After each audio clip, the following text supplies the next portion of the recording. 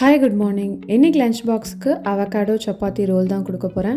அவகாடோவில் salt, cumin powder, lemon juice சேர்த்து நல்லா smash பண்ணிக்கோங்க. ஃபுட் ப்ராசஸரில் already multigrain wheat flour add பண்ணியிருக்கேன். அதில் கொஞ்சமாக சால்ட்டு, ஸ்மாஷ் பண்ண அவகாடோ சேர்த்து நான் நல்லா சப்பாத்தி மாவு பிசைஞ்சிட்டேன். இன்றைக்கி ஸ்நாக்ஸுக்கு ஸ்ட்ராபெரி எப்போதும் போல் சீ சால்ட்டு, பேக்கிங் சோடா போட்டு வாஷ் பண்ணிக்கிறேன்.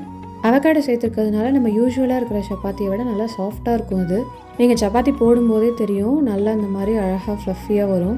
ரெண்டு பக்கமும் கீ தடவிக்கிறேன். இப்போ ரோல் பண்ணுறதுக்காக ஒரு எக்கை உடச்சி அதில் கொஞ்சமாக பெப்பர் ஆட் பண்ணிக்கோங்க. அதே எக்கு மேலே இந்த சப்பாத்தியை வச்சு நல்லா ரெண்டு பக்கமும் குக் பண்ணிக்கோங்க. நான் இன்றைக்கி காஸ்கோலேருந்து பார்மேசான் சீஸ் எடுத்திருக்கேன். கொஞ்சமாக அதில் கிரேட் பண்ணி ஆட் பண்ணிக்கிறேன்.